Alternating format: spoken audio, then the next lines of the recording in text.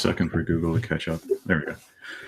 Hello, everyone. Welcome to our third governance and risk meeting with our special co-host, Stephen Becker. We'll be discussing issues related specifically to scientific governance and a risk framework. That means we'll be touching on mechanics about how governance might work, and we'll also be talking about a lot of high-level issues relating to risk, the risk constructs, what risk actually means. We'll be delving into some base principles as well as some high-level implementation.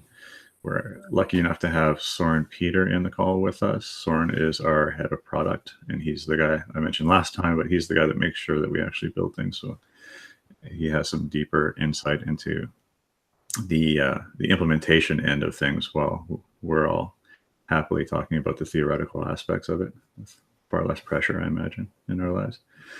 Let's introduce Jess. Do you want to tell us what you're up to and what you're going to be doing in the meeting?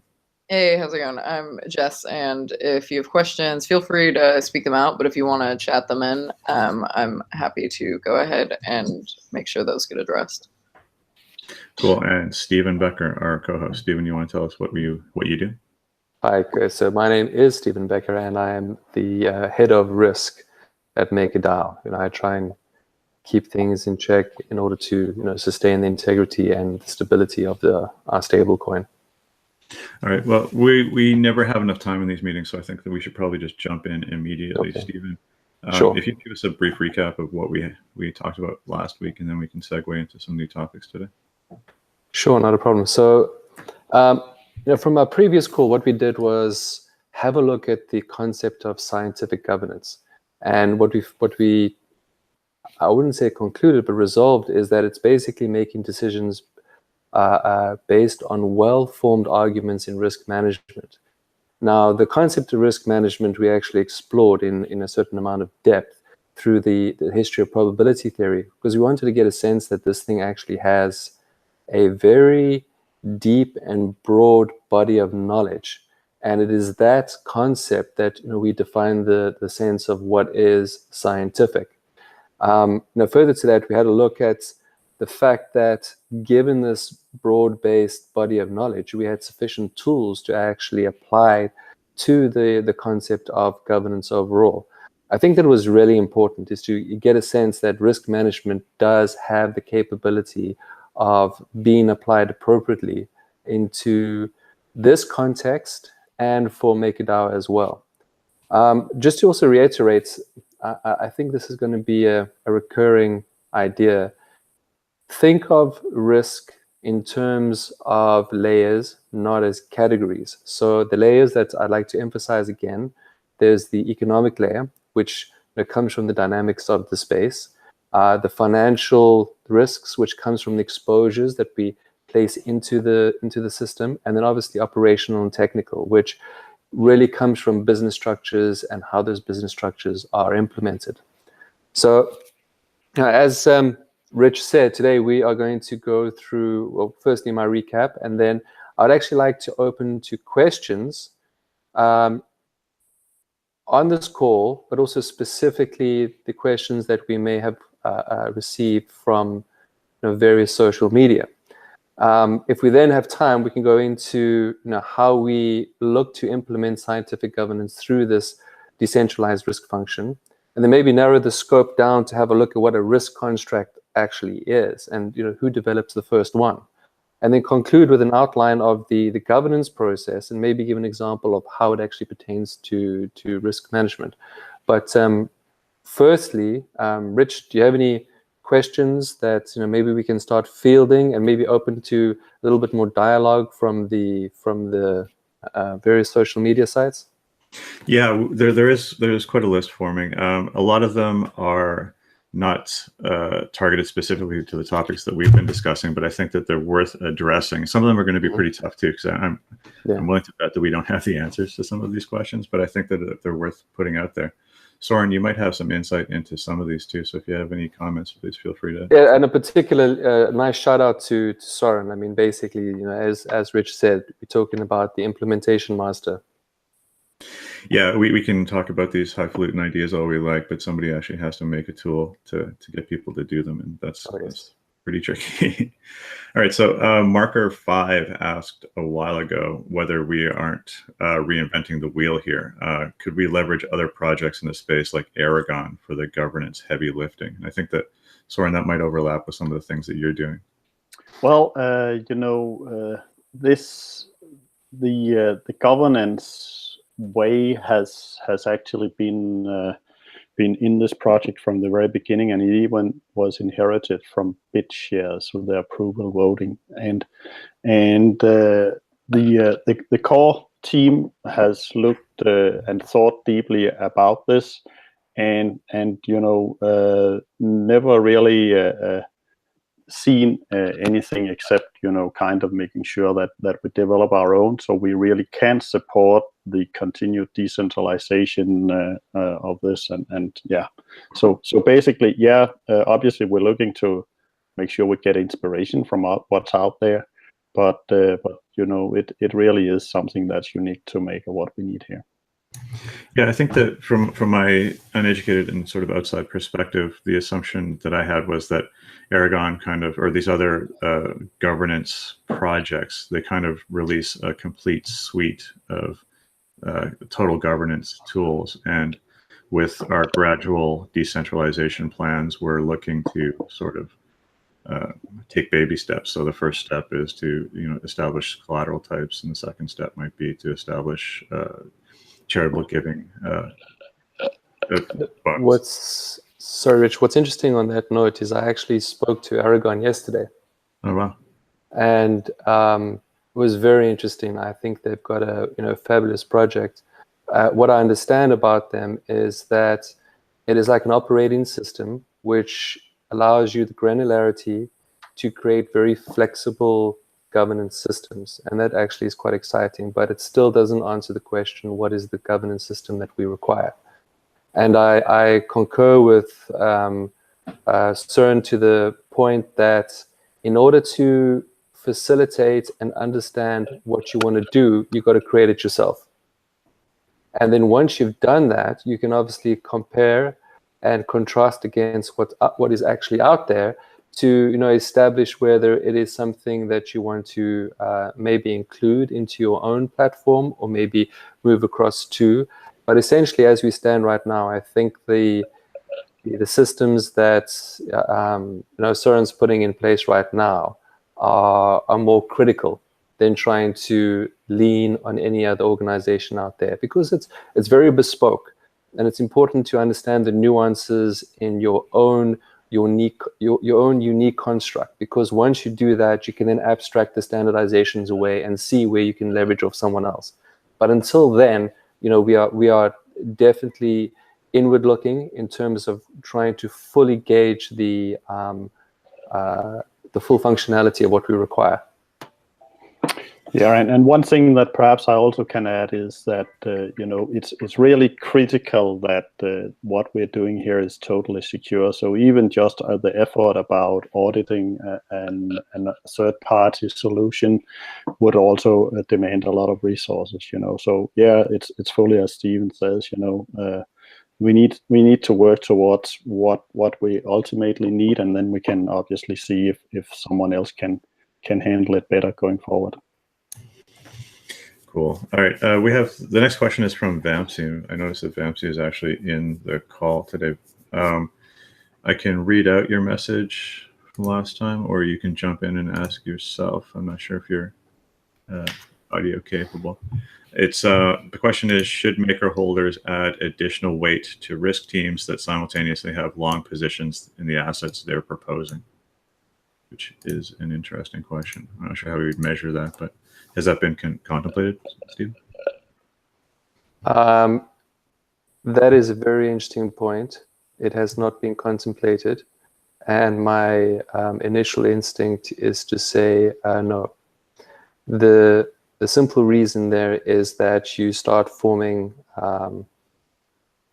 concentrations again, possible cartels again, and you might find a systemic bias towards certain people who may have large ownership with their own incentive structures behind it. To have an orthogonal risk team come in and contribute is in essence what you want. You want a different point of view that reaches, a fundamental conclusion that adds value to your system. And the basis of it being, long MKR token holders would be interesting. Specifically from an activist point of view, you should find that activist type investors should have a risk team contribution. It just would make sense. But more importantly, it shouldn't be increasingly weighted because of that fact. That's just my initial reaction. Yeah, I think I see where you're going. So the primary focus on all of these asset types and the risk framework itself is that it's scientific based. So it's based on reproducible results from reliable data sets. So Yes. whether the actual proposers are long or short shouldn't really have an impact on which actually talks. That's exactly it. Which also talks to the idea of plutocracy. I mean, it's a very natural state, especially with respect to startups and, well, actually most organizations. Scientific governance to a certain extent is not going to stop plutocracy. I mean, as previously mentioned, but it sure as heck's going to show them up as bad actors. If you have a discourse that results in a very clear argument that favors one direction, and you find the voting going in another direction, it's going to be very clear that there is a bad actor involved. It's going to be clear that those folks are coming in trying to persuade without discussion. They're trying to enforce without discourse. And that would immediately flag you to there being a problem, where beforehand you wouldn't have that.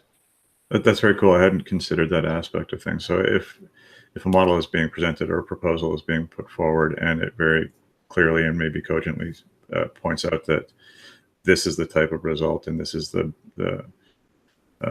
attractiveness of this particular asset type, and then we find that the voting behavior is contrary to that assumption that was put forward, we might have a signal that something has gone wrong somewhere in the system. Very much so. Or there's a cartel and an influence being created on purpose. I mean, this now talks to the, some of the constructs behind the dark DAO. If you do have unwarranted influence, it at least can be flagged appropriately if it goes against your scientific conclusions, or at least your rigorous conclusions. What you can do about it, well, that's a completely different, kettle of fish. Off the top of my head, I don't know. But at least from our point of view, it is, I wouldn't say simple, but there's a construct in place that will allow you to identify the bad acting and possibly the bad actors.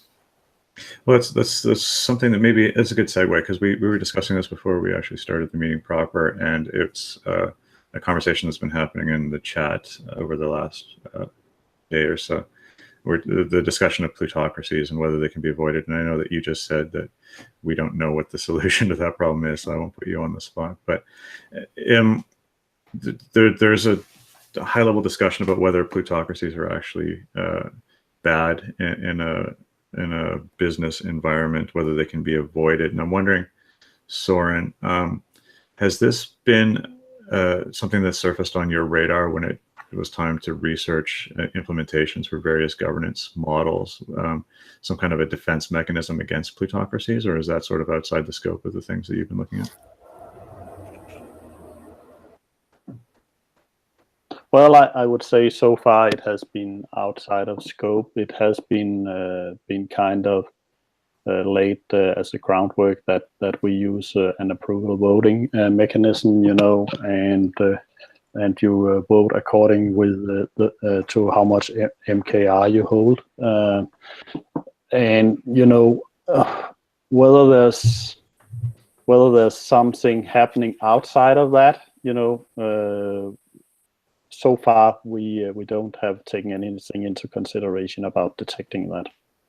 Yeah, that's sort of, I imagine that was the case. And this sort of ties back to another thing that I've said to a few people in chat and in Reddit, is that the governance model that we're going to eventually settle on in the next year or 5 years is going to probably look very different than the one that we have. And I think that final model will be built in response to external pressures and internal pressures. So as these issues arise, we'll will modify the system in an attempt to plug any holes or deal with any cartels or plutocracies that might arise as best as we possibly can.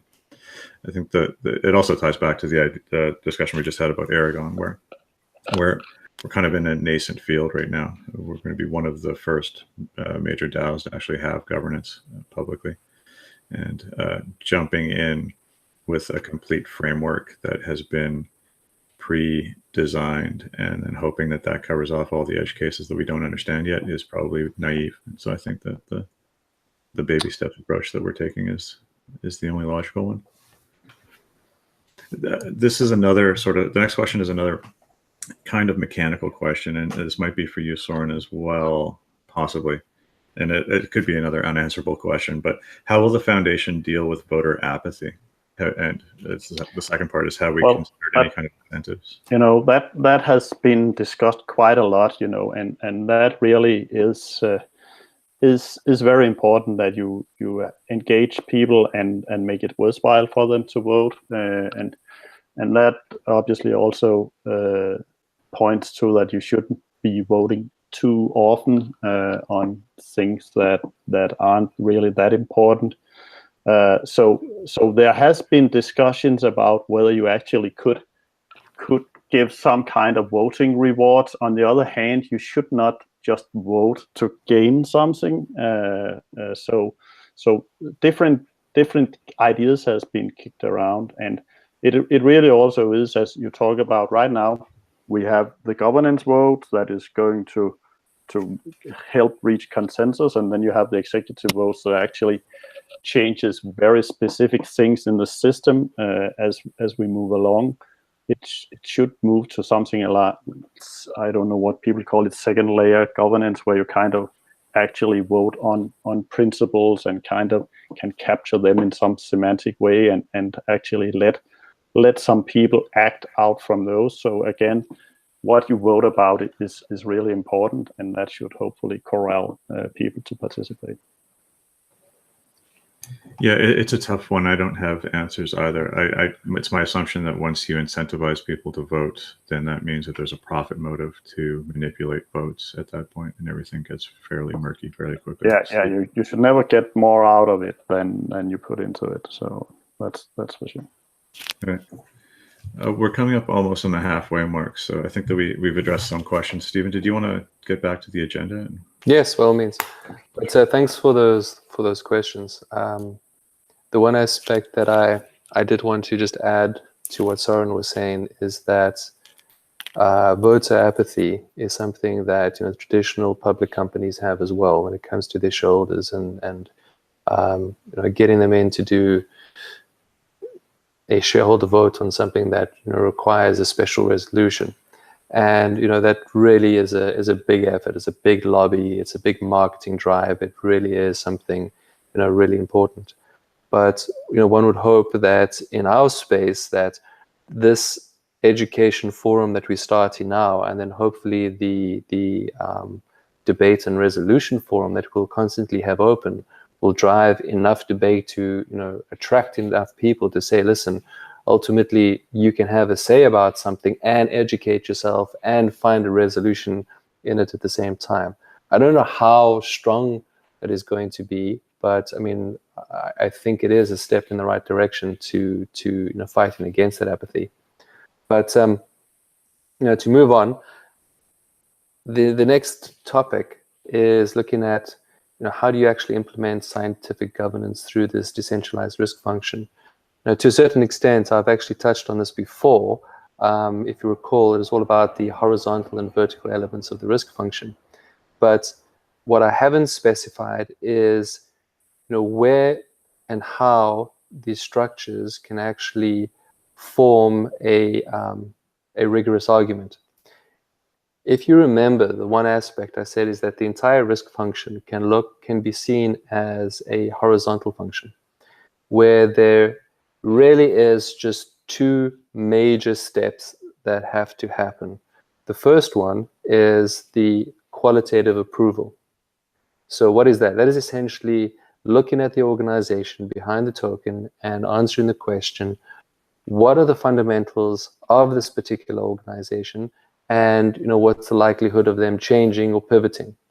And once you've established that, you can vote on this on the approval of this token, which would then suggest that you would think that the organization backing this token has a certain amount of longevity.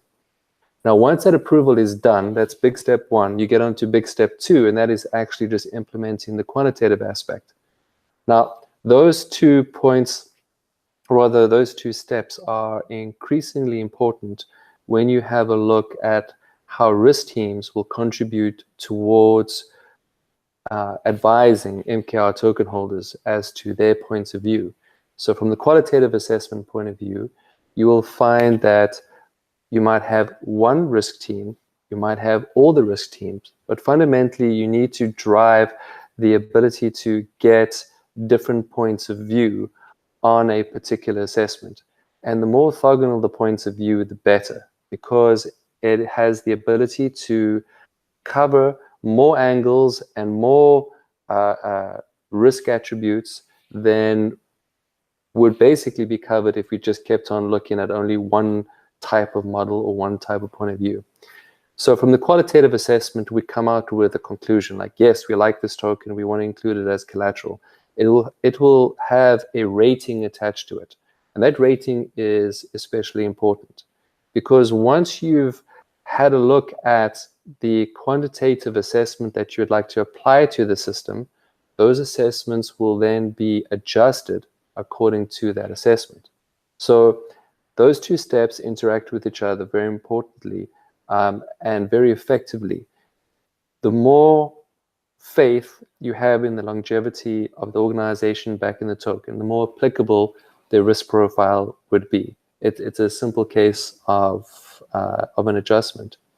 But considering that horizontal again, you want to see risk teams create risk constructs that, as I mentioned previously, are not similar to each other, because I think the dissimilar nature of these constructs will actually add to the benefit of the overall. It'll create an ensemble, and that ensemble will be weighted appropriately, and you'll get a final conclusion on what the risk profile for a certain collateral type will be. But specifically, you might find, again, those verticals will have components, specific models. It may talk to things like data assessment and quality assurance on data, maybe even transformations that are necessary to go from one vertical step to the next vertical step, and there you'll find that collaboration, which brings back to the point of the competitive nature versus the collaborative nature of this entire risk function. So how does this stem into, or rather, how does this form the basis of scientific governance? Well, if you constantly have this grind of debate from different points of views with respect to either specific models or specific constructs, you are going to be assured of the fact that your conclusion or whatever resolution, or even just a compromise that you'll get from this, is well considered. It's almost like the blockchain itself.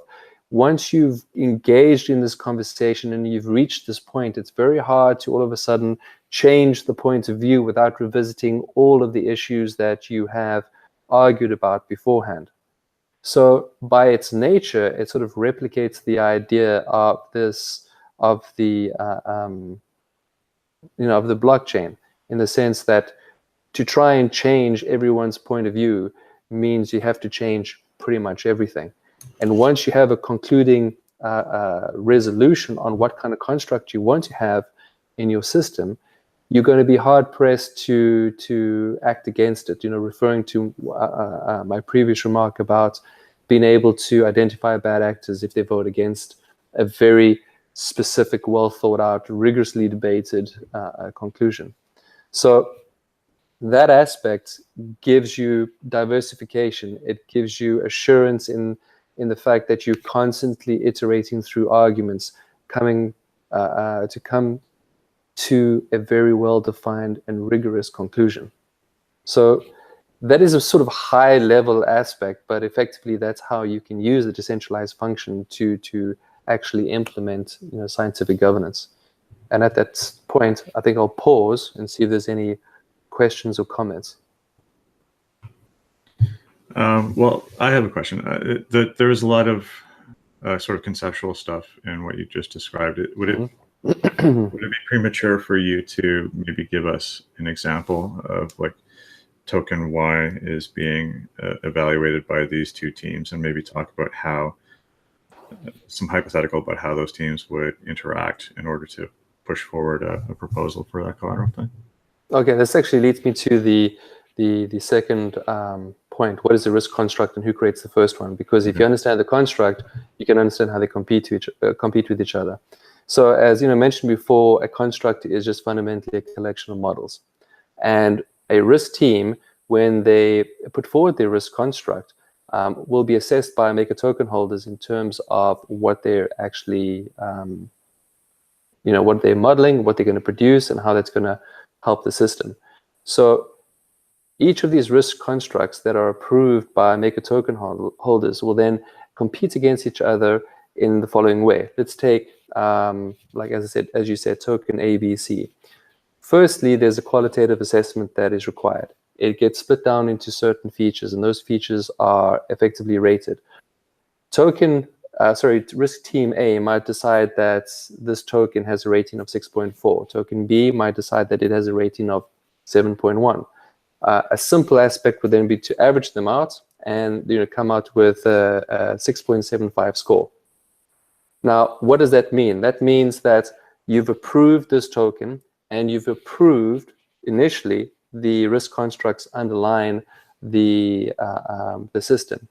So once that token is approved, the risk profile that is given in terms of the debt ceilings, the liquidation ratios, and stability fees being the primary risk profile of the tokens will be calculated. Numbers will actually be calculated and put forward, and those numbers put forward will be weighted again. And what happens if two teams come up with wildly divergent weightings? Would you still try and find the average between the two? Well, this is where the iterative process in terms of how the weighting actually moves as time goes by. If you find that you've got wildly divergent, you would want to take the mean. If you have a wildly divergent numbers, these numbers would be to a certain extent understood and expected before you actually even approve the token, because you would say to yourself, well, you approved the risk construct from team A and you approved the risk construct from team B because they give such different points of view, which is great. And if you want those two different points of view, you are implying that you wish to have a compromise between them. But shouldn't the assumption be that if each team is using an effective model, that they should presumably come up with sort of the same sort of weighting results? The initial assumption is yes, you should find that they should be in more or less the same ballpark.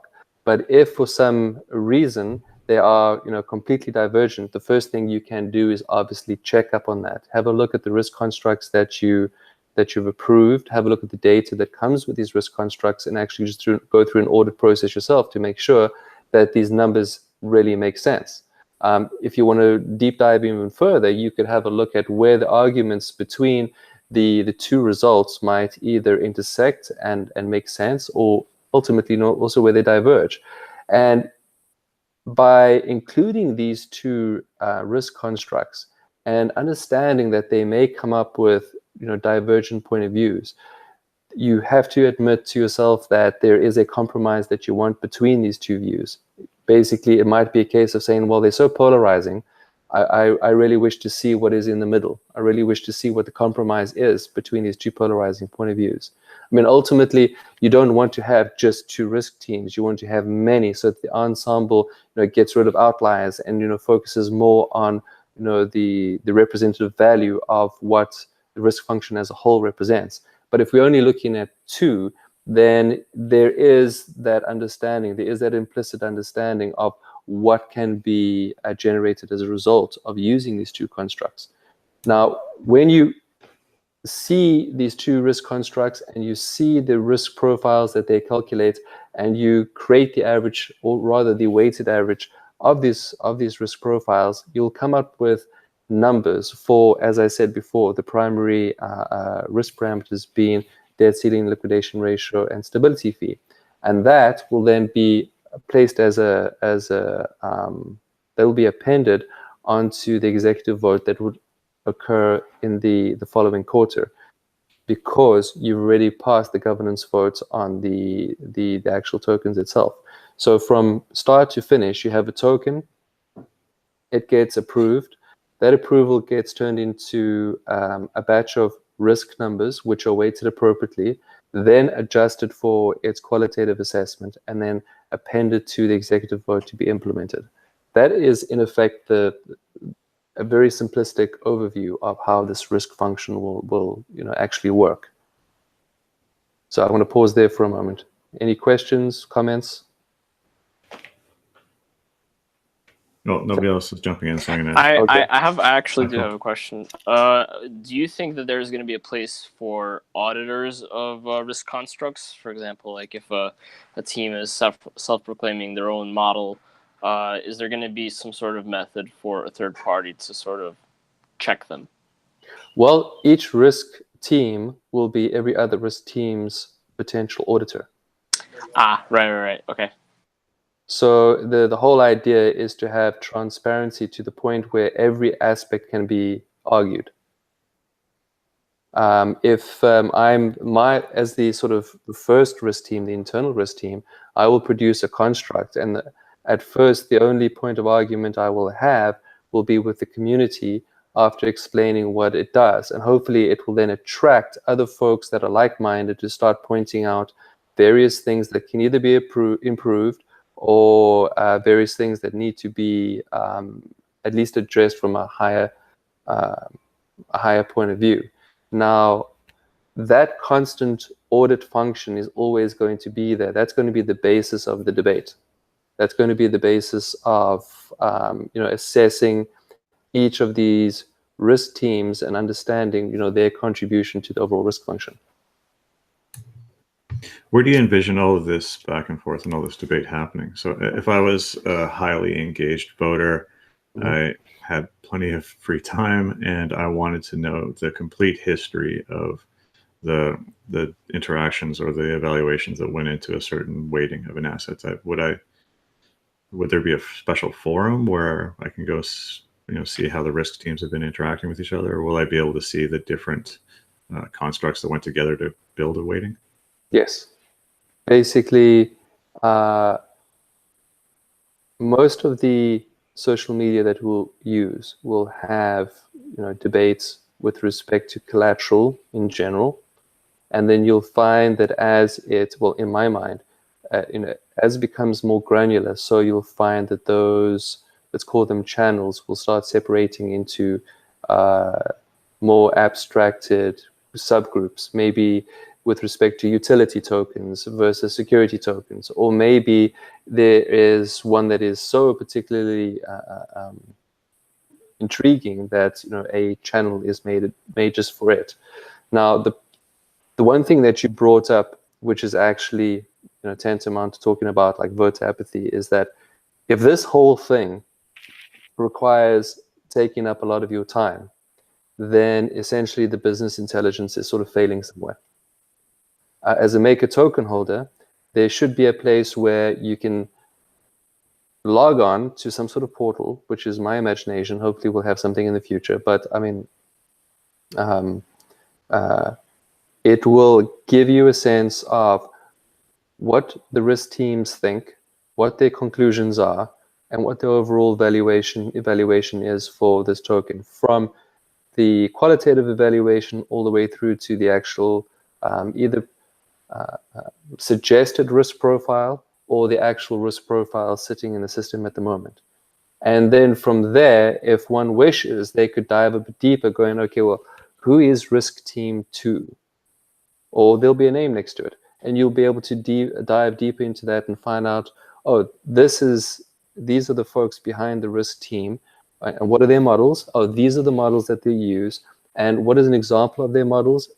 basically, you'll go all the way down to the refined and granular points where the proof is available for you to look at if you wish to look at it. But it's going to be completely useless if there isn't some sort of business intelligence that allows a Maker token holder to look and go, I see the ensemble, I'm confident in the fact that this has been averaged out appropriately, that most risks are being tended to, and yes, I'm going to vote yes on this token, and I'm going to vote yes on the executive vote. That is ultimately what you want. Yeah, I guess that makes sense. You don't want to overwhelm people with a binder full of information they need to parse, but you also want to make sure that that binder is available if somebody wants to go looking for it. Yep. Interesting. Okay, any other questions, or shall I carry on? I think you're good. Okay, so then basically we discussed about what the risk construct is, and obviously the next issue is now who creates the first one. So the risk construct being a combination of models, and just as a side note as well, it's not just models, but it'll also be techniques and ideas. The MakerDAO system is, at first sight, it looks like something you can distill down to a couple of parameters, but when you take a closer look, there are actually many features of it that you need to understand very clearly in order to know how to contribute a risk construct that attempts to capture majority of those risk elements as well as possible. There are certain features you're not going to be able to capture, but you sure as heck can develop them and hopefully capture them somewhere in the future. But with respect to the risk construct, the first one will be generated by the internal risk team. And as I alluded to previously, that risk construct will be available for everyone to engage with. You'll find that obviously all risk constructs going forward will be open for everyone to engage with, but it will slowly become abstracted to a higher and higher level, as I suggested with the business intelligence. But you'll have the hardcore individuals debating at the level of rigor and debating at the level of maybe first principles to idealize what should actually be employed in our system and all the reasons for it. But the internal risk team will start this whole function by creating a construct that has to be voted in by the Maker token holders. And once that's voted in, then that will be the first basis for risk and the first basis for the acceptance of collateral. And hopefully when folks see how this thing works in reality, it will attract other risk teams. I mean, I've already got a few questions about forming risk teams. Should they be legal entities, or should they be ad hoc?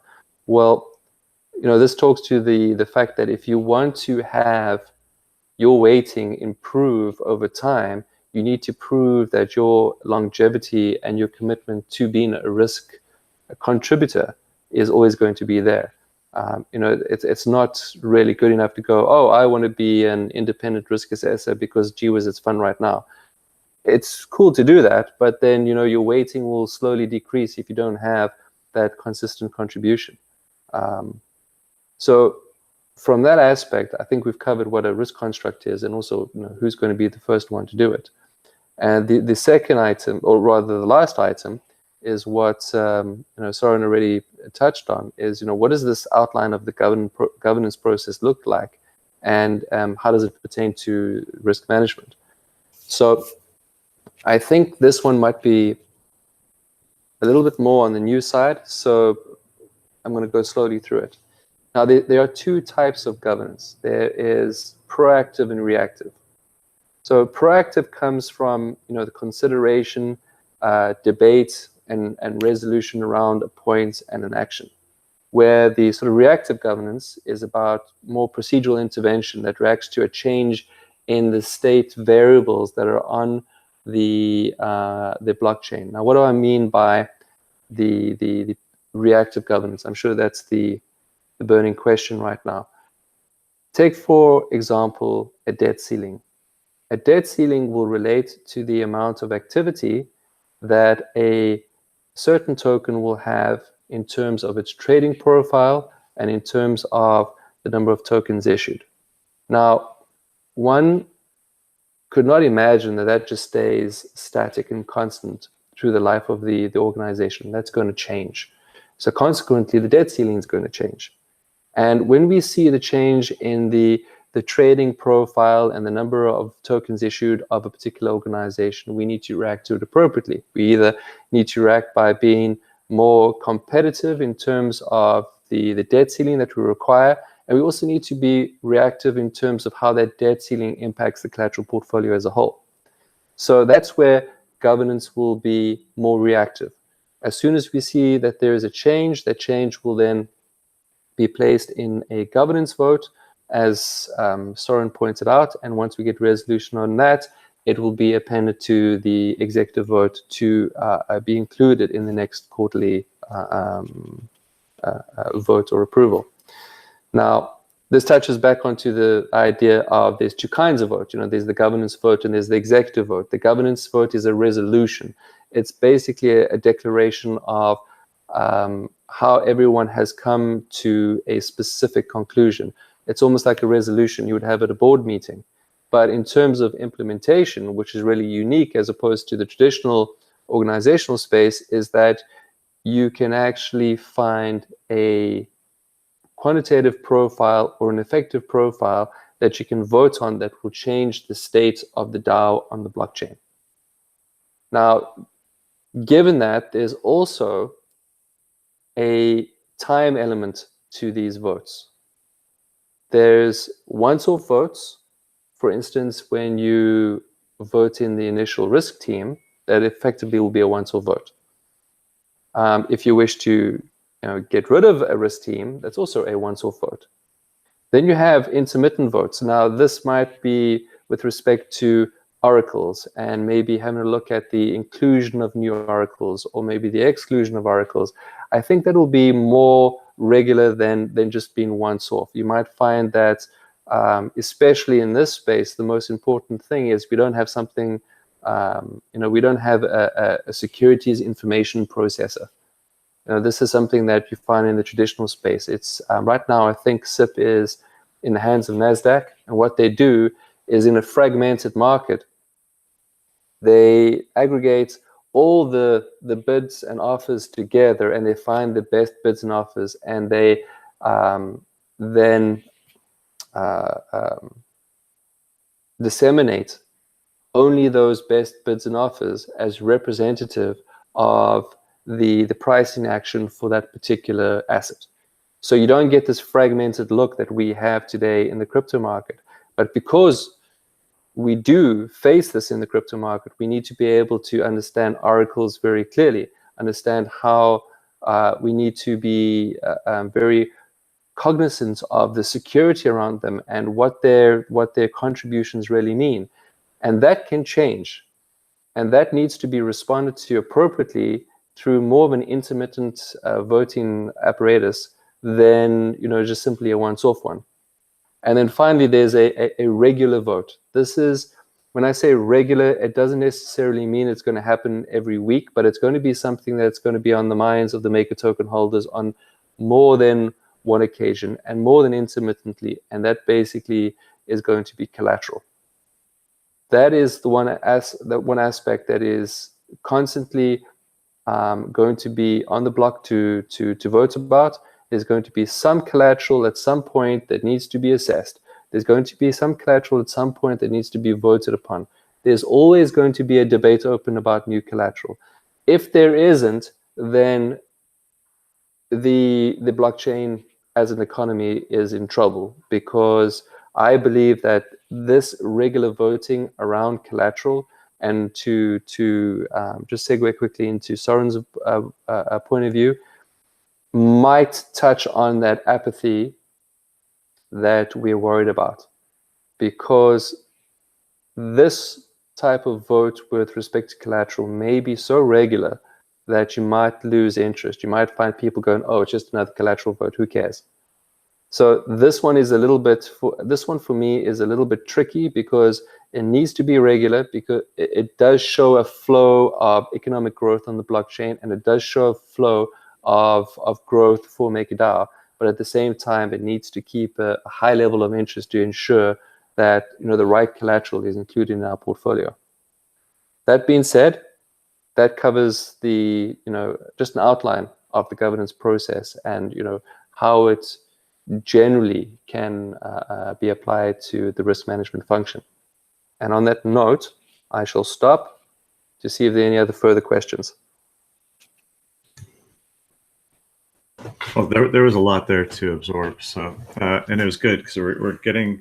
I feel like we're getting closer to sort of implementation, so we can visualize some of the higher level concepts that you're talking about. One of the things that I found interesting was the allocation of weighting to specific risk teams, and it might be early days, but it sounds like this is a reputation management system where, and I'm curious about whether you have any ideas about what that framework would look like. How do we apply higher or lower weightings to specific teams? Initially, you're going to find an equal weighting. Everyone gets an equal weighting.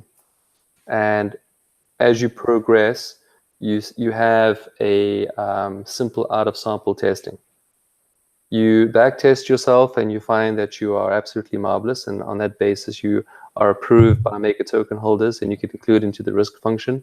But moving forward, all that new data coming at you is all out of sample data. And you assess what your risk system is saying about this new data. Now, there's two aspects to it, which is quite interesting. In the traditional space, when you do this testing, firstly, you find that there are a certain amount of breaches, or there's certain amounts of outliers that are acceptable. And as a consequence, most risk managers would then say, well, then just make this whole thing a lot more conservative, so there's no outliers. Even that by itself is also an indication that something is broken.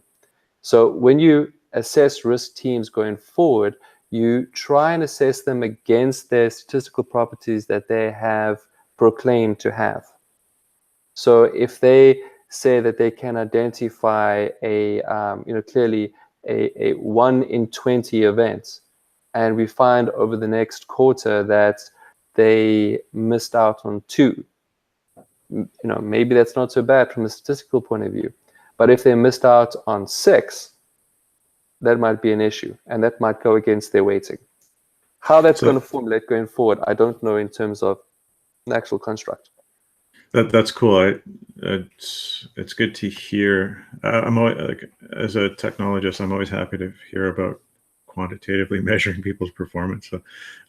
So you're saying that by backtesting, some risk team will propose a collateral type, they'll build out a model, and then over time there will be this sort of looking back to figure out how accurate their model was, and if their predicted liquidity values or debt settings, all the rest of it turned out to work as well as they predicted, then their weighting would go up. So that's what you're saying. You might actually have verticals within the risk function whose only job is to assess other risk teams. Yeah, there's a lot of work here. Well, the thing here is that there is a lot of work here, but if you compare it to where MakerDAO would like to be, I mean, this is going to be the, I like to think big.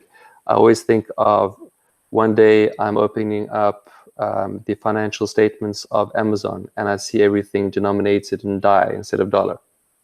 That's where I am in my head. So consequently, if you reverse engineer from that, how big is the economy? How big is the blockchain space? So who has to look after this whole juggernaut, this amorphous, constantly moving, dynamic thing? And I can't imagine, having this structure built perfectly and deterministically right now. But I can abstract it into this larger scope with a periphery that says, well, ultimately, you can have so much depth, you can have so much breadth, but as long as we don't constrain the bounds on this, we should always hope to have the appropriate risk function looking after the system. Wow, it's impressive. It's an impressive amount of work, and the complexity behind the system is becoming more and more apparent to me. So, good luck. Honestly, I'm kind of, the biggest thing I'm scared of is no turnout, because like we've been having these meetings for a while, and even these meetings have pretty low turnout. And I get the fact that people are, you know, busy and et cetera, but you would think that there would be at least some people in the risk world attending these meetings. What's your thoughts on that? Oh, it's a good question. But this is like most things in life. You've got this gradual process. It's almost like looking at most of the token prices in like early 2013 and 14 compared to where they are now. You have this almost flat line process, and then there's an inflection point. So what we're doing now is, you know, I feel to a certain extent, because, you know, I don't have 700 people in front of me, and we're not talking about the intensity and the rigor behind certain artifacts and risk management. I think that I'm not talking into the wind. I'm actually talking into a certain reference that folks will need somewhere in the future. I'm talking to the future folks that look back and go, I wonder what that guy really was trying to get at. Because it's those guys that I'm actually aiming at right now. I'm aiming at that inflection point. I'm talking to that inflection point. I don't know when it's going to come. And if you cast your mind back to when crypto really sort of took off and, you know, made fortunes for everybody, it's the same sort of idea. There was an accumulation of this contagion. There was a sense of this value. And then one day, it was somehow enacted upon. The same principle works for the risk function.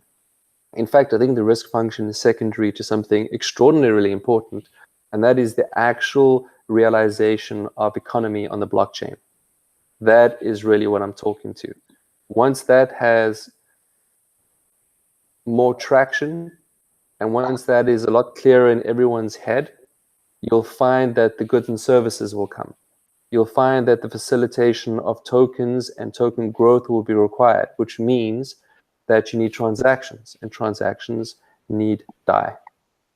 So that's where this whole, you know, this is where my hope is that I'm talking to that point in the future where all of this coincides into an intersection point. The realization will be there, but we will be prepared.